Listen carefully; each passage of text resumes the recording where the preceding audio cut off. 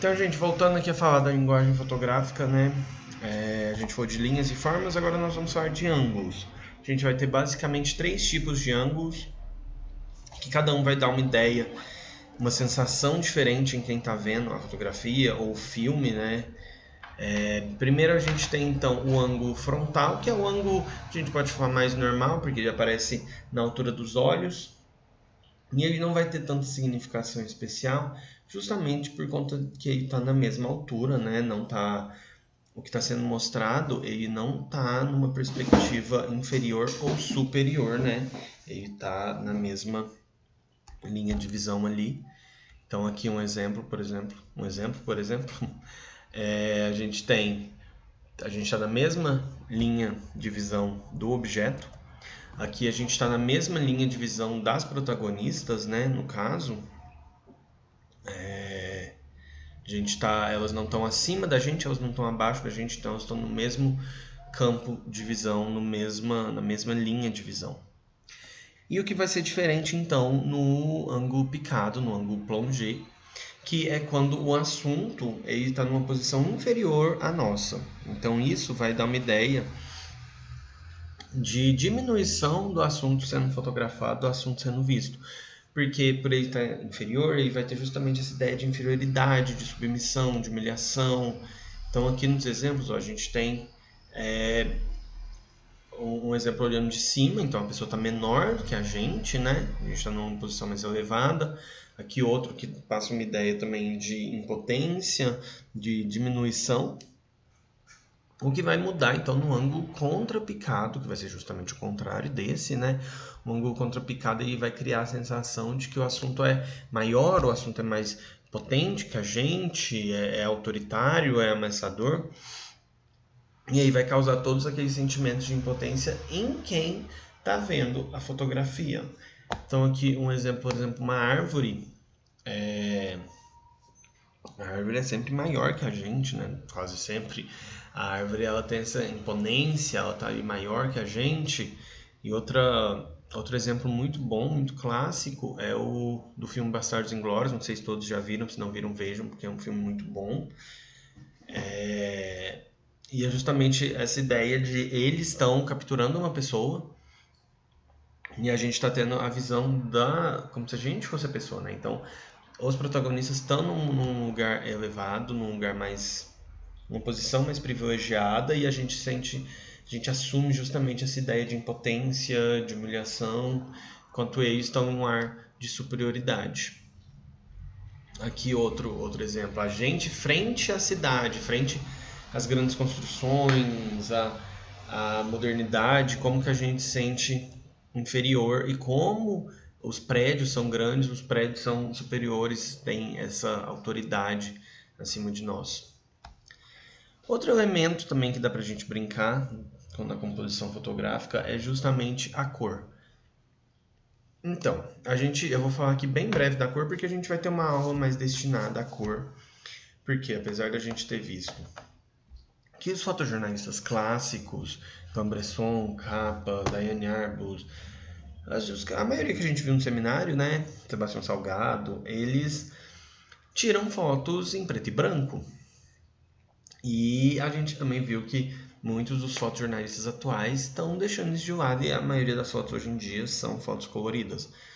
Mas aí a cor, ela justamente vai determinar como o espectador vai reagir à sua foto, além dos todos os outros elementos, né? Ela é um dos elementos que mais impacta, porque ela não ouso falar o primeiro, mas ela é um dos primeiros elementos que você vai ver se tem ou não na foto. Então, ela pode tanto sugerir alguma coisa, quando ela pode subtrair alguma coisa, a gente vai discutir mais sobre a cor e sobre os efeitos e o efeito de cada cor também quando a gente chegar na questão daqui umas 2, 3 aulas a gente vai falar sobre a cor. Então aqui só alguns exemplos, ó, o uso excessivo de cor, excessivo aqui não como uma coisa ruim, mas um uso abundante de cor, então na busca de uma palavra melhor, então, que resulta numa foto divertida, numa foto colorida, que traz uma determinada sensação. Aqui, por exemplo, a cor em comparação com a falta dela ou com como eu posso falar, como o mesmo a cor pula, né, na frente dessas outras faltas de cores, porque o preto, o cinza da parede que parece um marrom, tudo são cores mais sóbrias e a cor aqui então pula é a primeira coisa que chama a nossa atenção, além da montagem também, né, porque um palhaço assim no meio de uma criança de terno é uma coisa diferente. Aqui justamente a falta da cor, então, né, a ausência da cor, o uso do preto e branco, justamente mostrando aqui, será que a cor, a gente vai discutir isso lá na frente, será que a cor faria falta aqui, faz falta aqui? Eu acredito que não, porque a gente consegue pegar essa mensagem mesmo sem a cor, porque a girafa também não é um animal multicolorido, né? Então funcionou muito bem aqui a ausência dessa cor. Próximo item da linguagem fotográfica, então, vai ser a textura. E essa textura, ela vai fornecer, então, a ideia de densidade, de tato, de que existe ali como eu vou falar, uma determinada realmente textura no que você está fotografando. Não é uma coisa chapada, não é uma coisa lisa, né? E a textura é uma das coisas que mais dá a impressão de realidade na foto, porque você sabe como as coisas são texturizadas na vida, na vida exterior à foto, né? Então, se a foto conseguir passar essa mesma ideia de textura, é um ganho muito bom. E aí, através dessa textura, a gente consegue muitas vezes identificar qual que é o material que o objeto que está sendo fotografado é constituído. E isso nos ajuda a identificar o objeto também. Imagina se a gente pegar e colocar uma maçã, tirar uma foto de uma maçã com uma textura de terra. É uma coisa irreal. Obviamente a gente vai ter que editar no Photoshop para conseguir esse efeito, mas é uma coisa totalmente irreal. E aí, através da textura, a gente consegue pensar como é que esse objeto é na realidade, e a luz também influencia muito na textura. Se eu colocar muita luz em algum objeto, a textura daí vai ser perdida. Vai ser tanta luz que vai ficar liso, a textura vai se perder naquele tanto de iluminação. E quando eu falo textura, não é necessariamente só a textura no close. Eu vou tirar uma foto de alguma coisa muito perto para mostrar a textura. Não, olha como a textura salta nessa foto. Justamente porque a textura ela está aqui misturada nas camadas, então a gente tem a textura da cidade. Obviamente, às vezes a gente não consegue ter essa visão no dia a dia, justamente porque a cidade é muito grande, a gente às vezes não tem essa visão, mas na fotografia a gente consegue ver como a cidade é formada. Se a gente pensar na cidade como um organismo só, é um zoom em como que ela é constituída, quais são os elementos que a formam. Aqui outro exemplo de textura então das plantas, aqui também uma sensação de profundidade, um uso muito bom de cor, mas a gente consegue ter a textura da planta bem definida. Aqui então de frutos do mar, então. Outra forma de mudar então a composição fotográfica é a iluminação. Então a iluminação ela vai dar inúmeras possibilidades para o fotógrafo. Ela vai mostrar justamente, dependendo de onde está a luz, você vai conseguir passar uma determinada imagem ou uma outra imagem. A gente vai ver aqui. Estamos falando dos tipos. A iluminação lateral é quando ela vem dos lados do objeto, né? E ela vai dar uma sensação de muita sombra, então vai ter áreas muito claras e áreas muito escuras, e vai dar essa ideia de profundidade e uma dramaticidade muito grande, é uma carga narrativa muito grande para a fotografia. Então aqui, uma iluminação lateral, por exemplo. A gente tem a iluminação frontal, então, como ela diz, ela está bem na frente do objeto a ser fotografado, então, considerando nós como fotógrafos, ela pode estar na câmera ou ela pode estar atrás da câmera, mas ela vai estar incidindo justamente na frente do objeto a ser fotografado. Isso pode gerar imagens achatadas, podem gerar imagens que vão ficar comprimidas, né, sem muita noção de perspectiva, porque como a luz está batendo de frente, ela não está dando essa noção de profundidade. Então, às vezes, nem sempre é o melhor tipo de iluminação para se usar. Então, aqui, ó, vejam como a sombra ela está imediatamente atrás do objeto a ser fotografado. Você não consegue ver nada da sombra. Então, a foto fica muito chapada. Não parece que ela está, às vezes, em 2D. Ela não tá não dá essa sensação de perspectiva, de profundidade tão grande igual aos outros tipos de iluminação. A gente tem também a iluminação superior, de quando então a luz vem de cima e pega no objeto que a gente quer, e isso não é muito bom para fotografar pessoas, por exemplo, só essa luz. Se a gente combinar uma superior com outros tipos, fica melhor, mas porque ela vai formar justamente sombras assim embaixo dos olhos, embaixo do nariz, porque pensa, está vindo de cima. Então todo lugar que tiver um buraco no nosso rosto, ele vai formar uma sombra embaixo. Então não vai ficar sempre muito bom. Mas aí o que eu posso fazer? Colocar um rebatedor ou outro flash embaixo da pessoa, porque aí essas luzes vão se anular, o objeto vai ficar totalmente iluminado e não as sombras vão desaparecer. Olhem aqui então, por exemplo, no rosto, como forma as sombras. Então não fica uma foto muito boa, muito atraente. Depois a gente tem a iluminação traseira, então, que, como ela diz, é intuitiva, né? A luz está atrás, e nem sempre é muito fácil trabalhar com isso, porque eu acho que todo mundo já tentou tirar uma foto contra o sol, né? A câmera vai entender que tem que abrir muito, a foto vai ficar muito clara. Eu vou focar onde? No sol ou eu vou focar no objeto? Se eu focar no sol, a foto fica muito clara. Se eu focar no objeto, meu objeto fica claro, mas o sol fica muito estranho. Então, o que a gente pode tentar usar essa técnica é para fotografar silhuetas ou o efeito flare, que é esse efeito aqui, que é esse efeito de iluminação, de parece que está no golden hour, e isso tudo também pode ser feito através de programas de edição, de pós-produção como Photoshop. Ou então a gente fotografar silhuetas assim, que a gente vai pegar o contorno do objeto a ser fotografado, mas não as feições ou os detalhes do objeto em si, a gente pega mesmo só o contorno.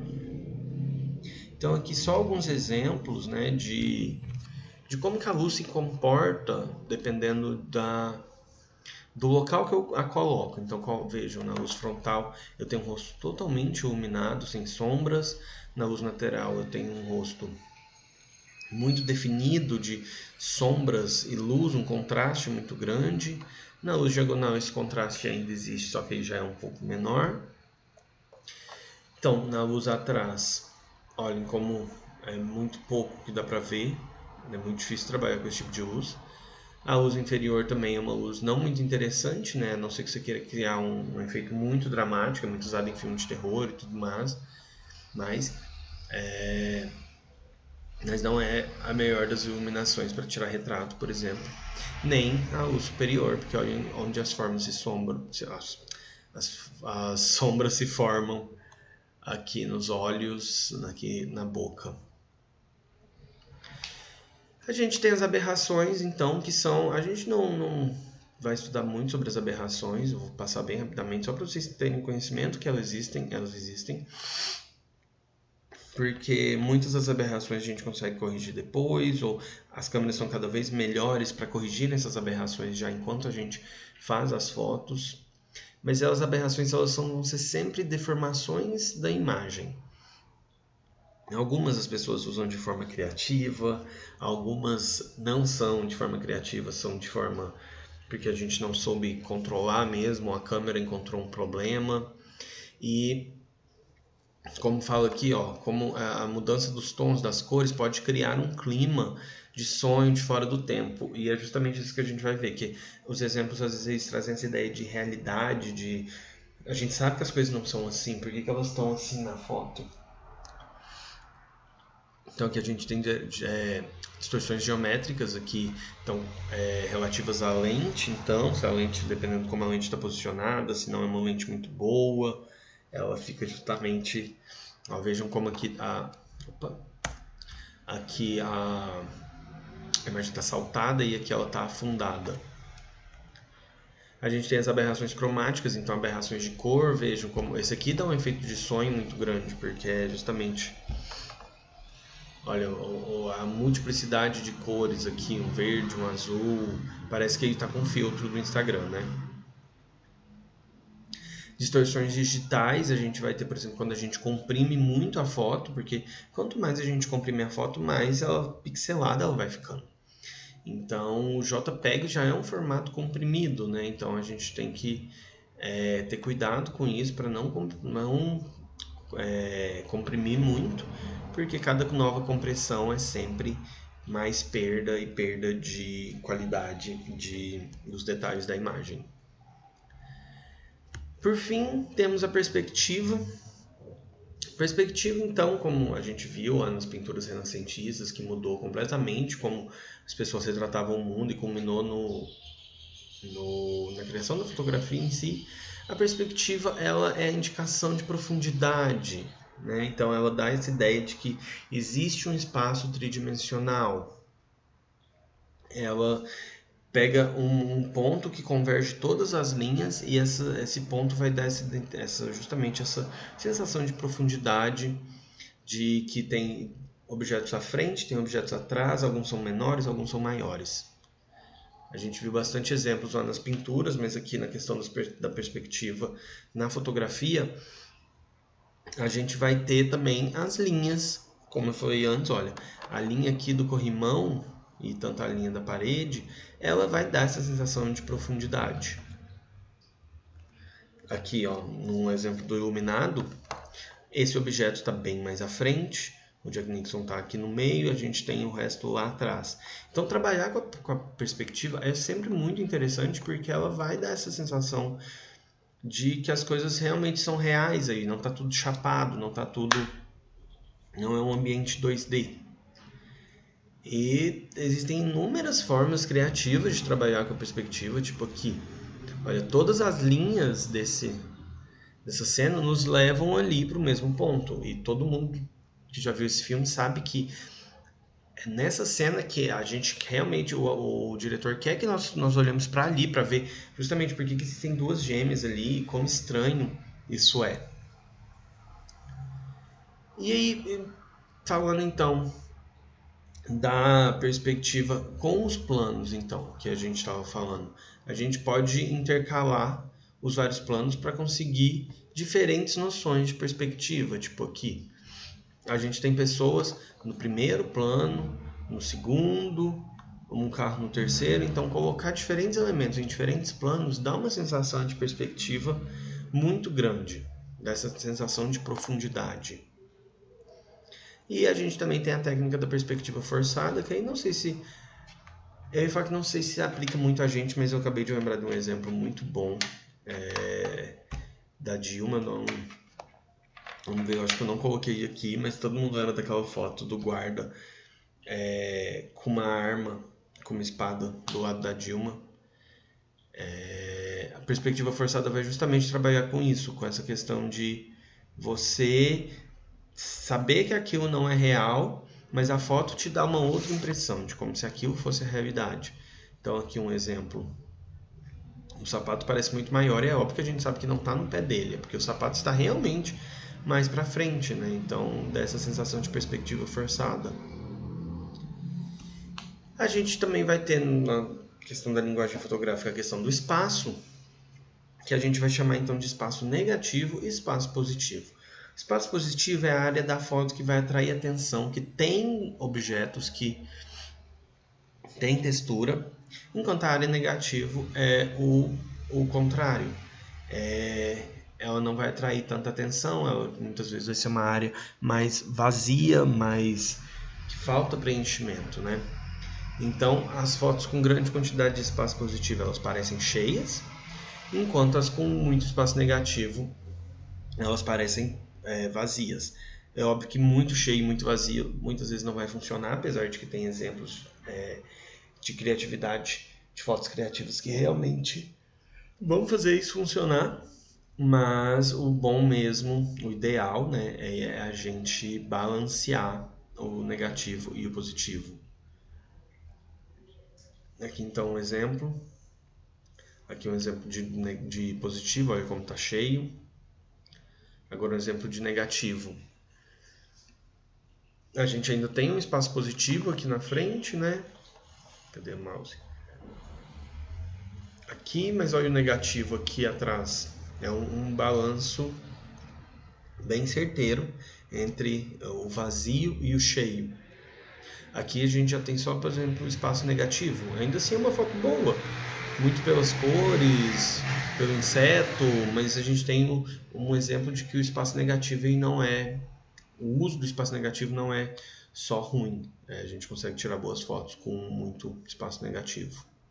Aqui mais um então de neve.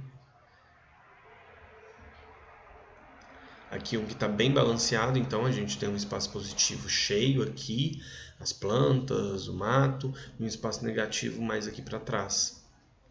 Então está bem balanceado aqui nessa foto. A gente vai ter também o padrão.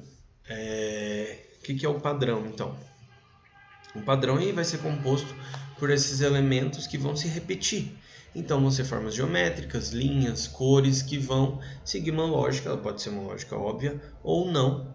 E os autores de teoria da imagem, de design principalmente, eles vão falar que nossos olhos são atraídos por padrões e que nossos olhos vão descansar vendo esses padrões. Então aqui a gente tem um padrão na construção. A maioria desses padrões vocês vão ver são de construção, de elementos que já existem ali na realidade. Ó, aqui as cadeiras, vocês já viram que é a terceira foto, né, de estádio que eu trouxe hoje, e que essas fotos dão fotos muito boas, tanto com gente, sem gente, preto e branco, com cor. Vimos vários exemplos já que são justamente pela repetição desse padrão, pelo uso contínuo de linhas, né, que aqui a gente tem linha diagonal, a gente tem a linha diagonal aqui, as linhas horizontais, a gente tem a repetição da cor, a gente tem a repetição do padrão da cadeira. Aqui mais uma de padrão, então. Aqui a gente tem uma então que mostra a quebra do padrão, também é muito interessante, né? Porque a gente tem justamente o moço, todos enfileirados do mesmo, parece uma cópia, né? Um tanto de branco copiado, e a gente tem justamente a quebra do padrão, e ele está no meio, é justamente muito interessante, porque nosso olhar é imediatamente atraído justamente para ele. E perto do padrão também a gente vai ter a questão da simetria. Então a simetria, como a palavra já diz, é uma foto simétrica que as duas metades são basicamente iguais, elas não podem não ser necessariamente iguais, mas elas vão ser muito parecidas, elas vão estar partidas justamente num ponto que permite a gente ver, que permite que a gente veja as duas coisas basicamente iguais. E elas vão trazer essa sensação de equilíbrio, de proporção, e aumentando a facilidade com que a informação é processada. Então, aqui, porque essa foto poderia ser muito bem duplicada, né? Você pega metade aqui, divide e dobra, mas não, é uma foto que foi tirada assim, ó, a gente consegue ver pela sombra aqui, que está diferente e tal, e isso traz uma sensação de equilíbrio, de relaxamento para nós. Aqui outra, por exemplo, mais uma, esse aqui do metrô. Então tá vendo? A gente consegue tirar boas fotos em diversas situações. A gente não precisa de, nossa, é o assunto, é aquele assim. A gente tem que treinar o nosso olhar para ver, como vou falar sempre, o extraordinário no ordinário. Então, gente, é isso. Acabamos mais uma aula, então, ficou dividida por duas.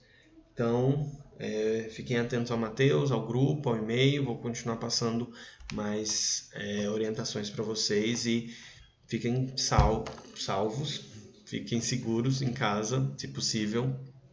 Tentem evitar contato com outras pessoas e qualquer coisa podem contar comigo. Até a próxima.